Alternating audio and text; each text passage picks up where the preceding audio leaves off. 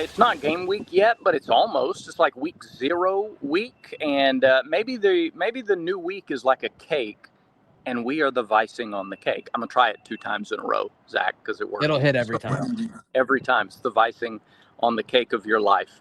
Hey, it's brand new Village Vice. He's Zach. I'm Brad, and we're gonna try to dodge rain. We're gonna try to dodge heat and sun on today's episode. And you're on a building right now. Yeah, I'm on top of a building, and it's like it's raining off that way. And oh, look, it's a stadium over there. It's the football stadium. So, wow, you're live from Jordan-Hare Stadium right now. Kind of. That's what I saw. I'm at a hotel a few blocks away from the stadium, but that's where we are today. Sounds scandalous.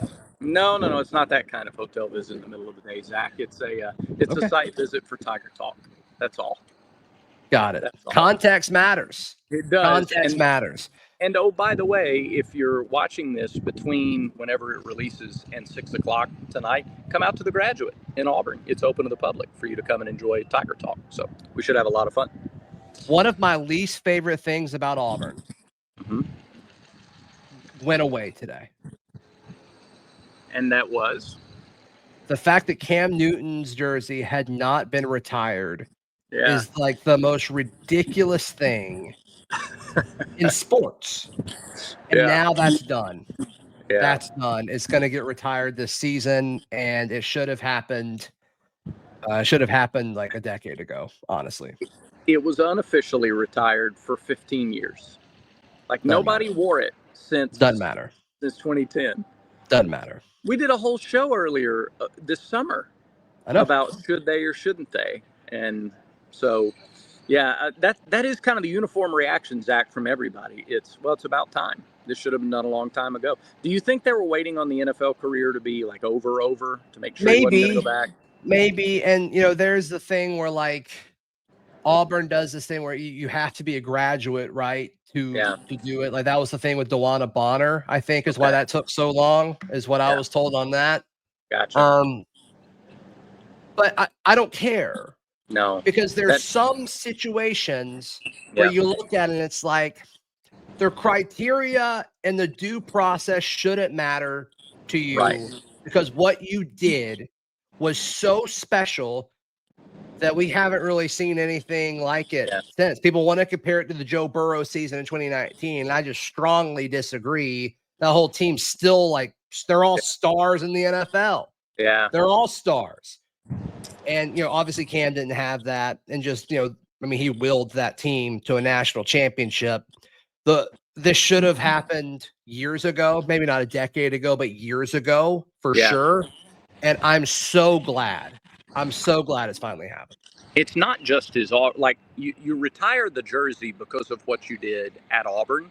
And what he did at Auburn was unbelievable. To lead the team to a national title, the Heisman Trophy, 50 total touchdowns. To do it, the folklore of Cam Newton is in the face of the unnecessary scrutiny and adversity over the final 3 weeks of the season, was hounded by everybody. This is where I like to remind everybody that a year later, the NCAA released their findings on a late night news dump on a Friday night before the Florida game in 2011, that the investigation showed no wrongdoing on Auburn's part. I like to remind people of that, by the way. So, so to do what he did, I think that was enough. But then he went on to win NFL Rookie of the Year. And then he was an MVP. And then they won 3 division titles. And those Carolina teams didn't have anybody else. I mean, they didn't have a ton of all-pros on those Panthers teams. So an incredible NFL career, a storybook Auburn season, and now number 2 will officially be up there with the others as officially, not unofficially, retired. Yeah. I mean, Cam Coleman made the NFL think for a little bit that Kelvin Benjamin and Ted Ginn were like a solid receiving core. Yeah. Right. What? Yeah. It's crazy. I'm glad. I'm stoked. Yeah. No, I'm glad too. And if you didn't already have your tickets to the Georgia game, buddy, those prices just went to the moon because that's the game that they're going to officially retire the jersey. Incredible. I'm telling Zach, this is that atmosphere. If Auburn can take care of business over the first 5 weeks of the season, it's a big if, but if it happens, it could be the most electric non-Iron Bowl environment in the history of Jordan-Hare. It's going to be hard to rival that. So we'll see what happens there. Looking forward to that. Cam Newton gets his jersey retired officially. And you look great today. Thanks, Zach. I appreciate it. I'm not even You're wearing glowing. Yeah. I'm not sweating. I ran outside. Uh-oh. What happened? Got a couple raindrops. All right. Get them out of the way now before 6 o'clock is what I say. Sure. There it is. It's coming. Okay. In fact, it's raining really good over there. Anyway, so I may have to duck inside here in just a little bit, but we'll make it happen. Okay. Hugh Freeze said something interesting in his press conference today, I thought, concerning the running backs. And we're going to talk about that after you tell the villagers about Roback. Yes, Roback.com, RHOBACK.com. Use promo code BARN20. Use promo code BARN20 at Roback.com to save 20% off of all of your performance hoodies, all of your quarter zips, all of your collared shirts. It doesn't matter what it is. Roback has all sorts of different articles of clothing there that I think you all will enjoy. Roback.com. Use promo code BARN20 for 20% off today. You thought Brad Law was on the roof? Think again. He's found a nice corner. Yeah, it's about to rain. It's starting to come down, and I don't think it'll just be a little. So we've moved inside here at the Graduate into the supper club. So they've got, look at all this stuff on the wall. Are you kidding me? They're calling it the supper club there?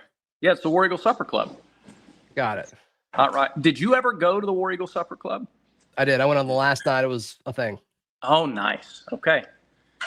It's weird to drive out on South College now and know that like the incoming freshmen have they have no idea what used to be there, you know? Yeah.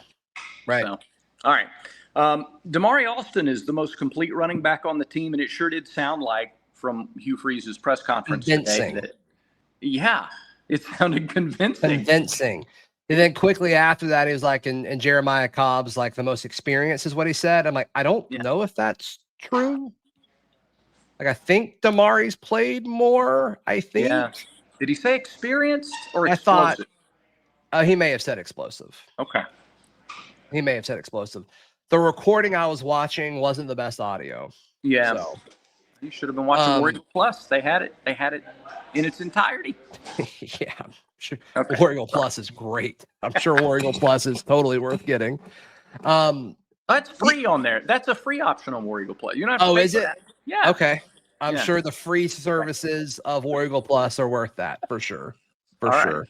All right. The Damari exclamation mark, I think, is telling because I just recorded a solo thing reacting to it. And all offseason, I'm like, Damari's RB1. Like, we're overhyping this running back by committee thing. And then the early reports of fall camp come out, and I'm like, heard a lot of good things about Darrell. Heard a lot of great things about Omar. Not really hearing anything about Damari. In fact, I've heard a few bad things about Damari, or he's been limited. And I'm like, well, how much of this is real, legit, and all that? Yeah. I mean, I thought that was a pretty powerful statement by Freeze to be like, no, he's the most complete back. So, okay. So I'm taking that as he's the leader for RB1 again. Or maybe he always has. Yeah. I think so too. And maybe he always had. Yeah, that's really well said. He may always have been. Now, it doesn't mean the other guys aren't. Whose tie is that behind you? That's Pat Dye's tie from the Syracuse bowl game. I think at the end of maybe 86. He has they have the exact one. That's a license plate. There it is. Yeah, sorry. Not for sale. Yeah. I'm telling you, this is an incredible place just to come and look around. Much less everything else. Okay. So, and I appreciate them letting me do the show from in here today and Tiger Talk tonight. So you asked them about today? No, we just kind of did it. So okay. Yeah. I also thought concerning the running backs, when he was pressed for specifics on offensive players who made big plays in the scrimmage, Omar Mabson was the first name. It wasn't a receiver. Omar Mabson was the first name that he mentioned. Does that mean chronologically he was the first big play in the scrimmage? I don't know. Or is it the play that stood out the most? Yeah, the don't order know. he went was Omar explosive run, Damari explosive runs, Cam Coleman, Horatio Fields had long catches, Cobb had 2 explosive runs. How about Cam Coleman participating in the scrimmage, even though there were reports that every potential scholarship wide receiver was injured going into the scrimmage over the weekend, but he was healthy enough to get out there and make a big play. Dude, I was just never worried about like the health situation. Yeah. And like Cam Coleman needs to have a yellow jersey on. There's no Right. reason to go full speed against, like, to tackle him. Like, that's done. Right. Same with Eric. There's just no reason for it. Yeah. None. You should never be looking for like a kill shot against any of your star wide receivers. No, Yeah, I agree. it's just like, what is that? Like, that alters our season if something happens to those guys. No, you're right. That's true. So yeah, I now expect to see Damari Alston get the bulk of running back carries. I think you still see the other guys used. I don't after the presser, and you try not to overreact to individual press conferences or individual questions. But if you told me, based on how the last 2 seasons went at the running back spot, that Damari got 70% of the running back carries and Jeremiah Cobb got like 20% and everybody else got 10, yeah, I believe that. I mean, I think that's reasonable. Don't you? Yeah. Yeah. I think the health discussion is different a little bit with Damari than it was with Jarquez. Like, can Damari handle that? He might be fine. I mean, he's actually larger than I thought he was. Yeah. So,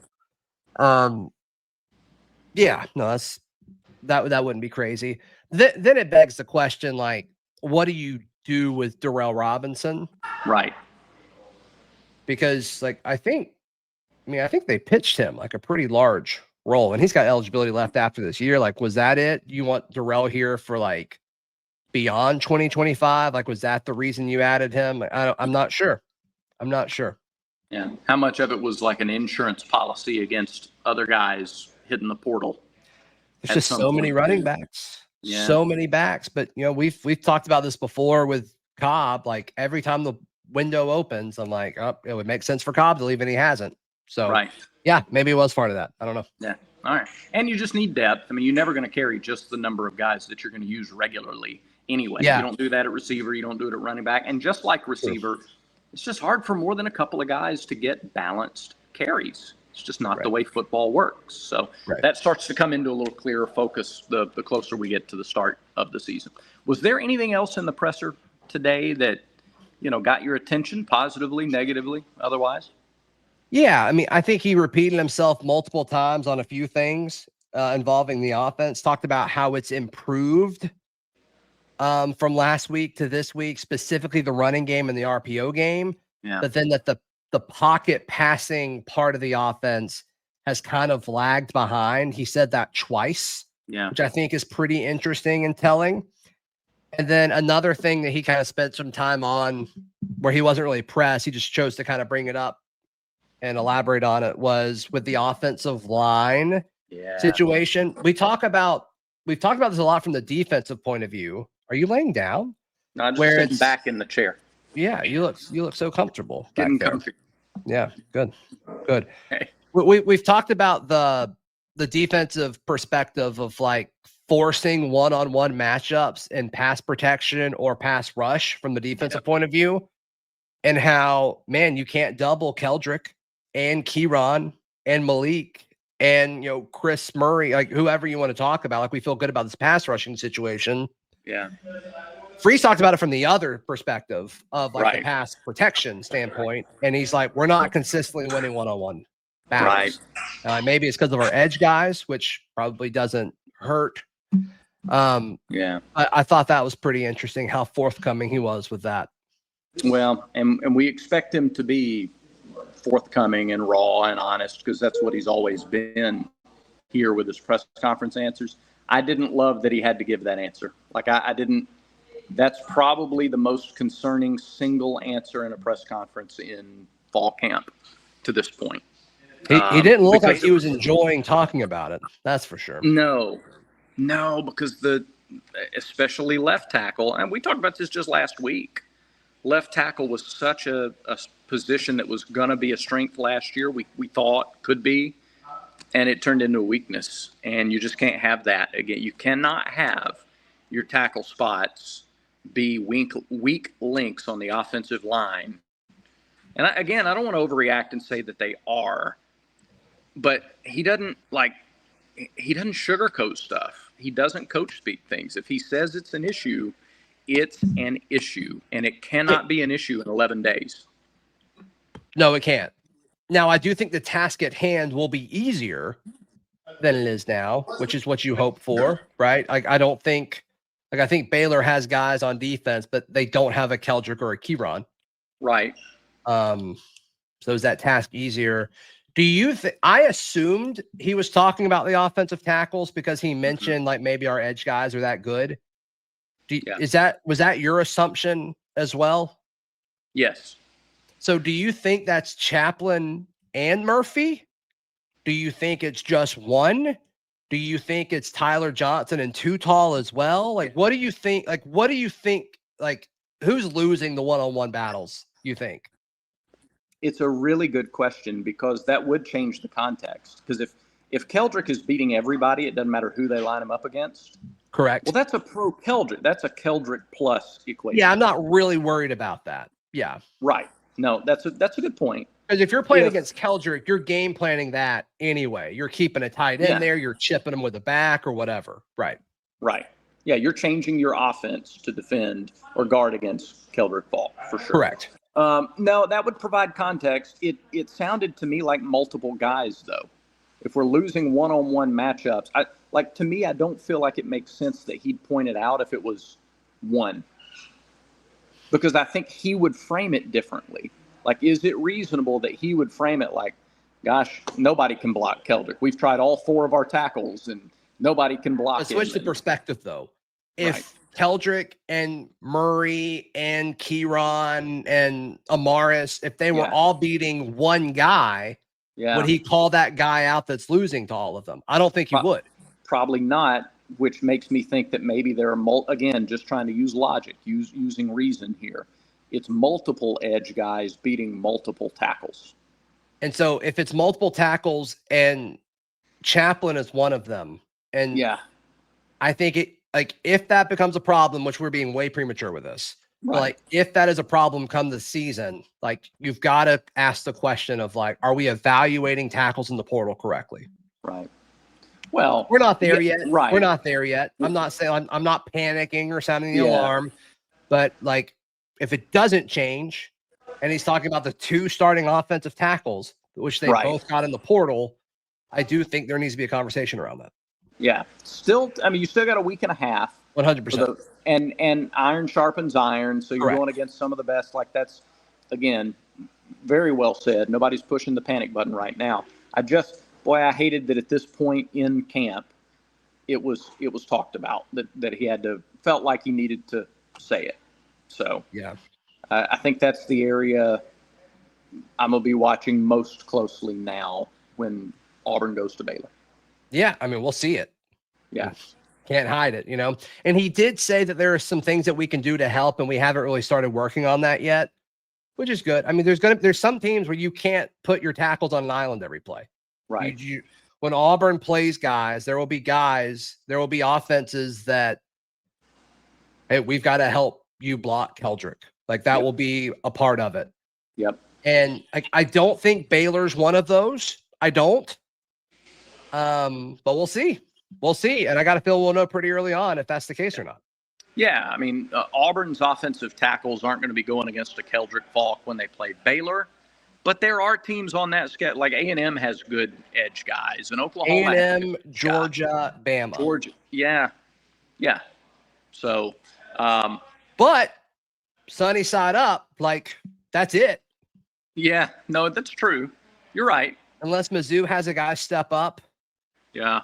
That's one of their big questions and why they weren't in the initial top 25 rankings. They lost a ton of guys off the defense. It wasn't just Brady Cook. It was a lot of guys. They also had both their offensive tackles drafted, and nobody wants to have that conversation for some reason. It's a similar conversation that I was trying to have with people with Oklahoma last year, and nobody would listen. So Just a note, just putting that out there. LSU did that too, right? Didn't they lose both their tackles to the NFL? Yeah, I think they've recruited a little bit better. I feel less, and they also have a quarterback and get rid of it so quick. But right, yes, sure, yeah, but it is interesting. Again, there's no consistency. Act like it doesn't matter.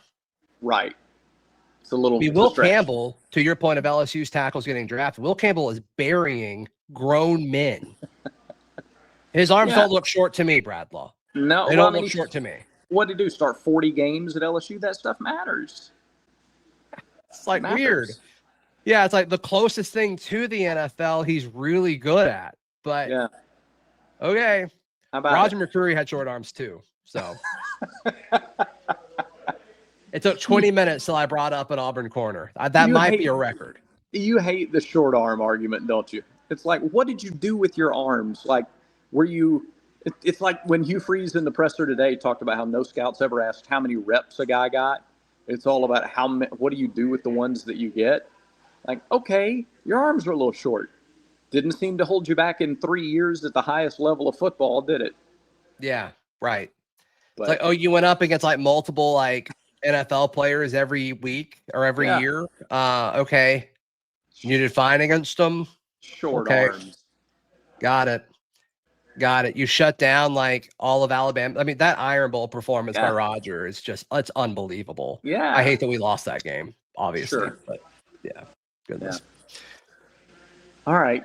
Anything else stand out from the presser? I think that's about it. I mean, he talked about the quarterbacks and tight end was interesting. Yeah, that's true.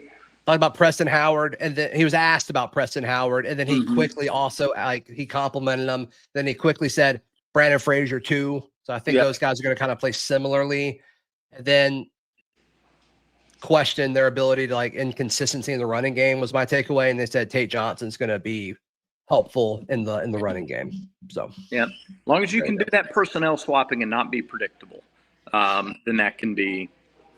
Obviously, that's what you got to avoid.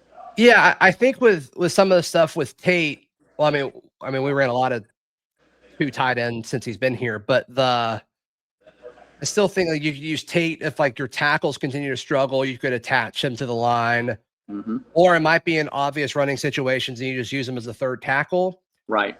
Now, I would rather just have a third tackle in those obvious situations. Yeah. But we'll see. We'll see what happens there. All right. Really good stuff. Hey, by the way, thanks for all the tips on running and how to stop sweating. I ran again this morning, and it was a much better experience. So, was it the cold shower or the pickle juice? It wasn't the pickle juice. It was ice cubes on the wrist. Interesting. Ice cubes on the inside of your wrist, and I have a giant ice pack, like almost like half the size of my head, and I put it on the back of my neck. Okay, no need to brag.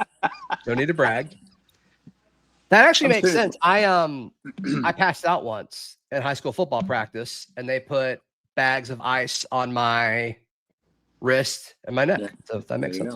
Those are the points. So also helps apparently not to take a thermogenic on an empty stomach right before you run.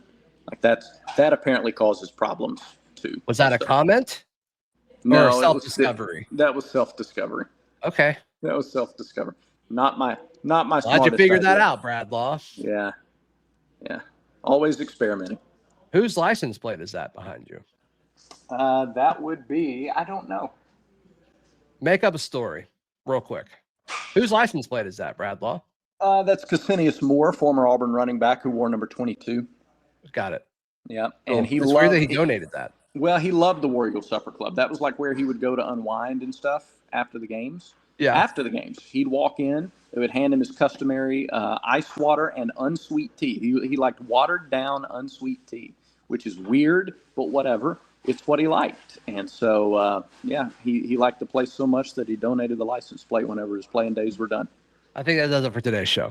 Yes, it does. Thanks, everybody, for watching. Please subscribe if you haven't yet. You'll be notified every time there is a new Village Vice. Remember, until next time, everyone has vices. Make sure Village Vice is one of yours.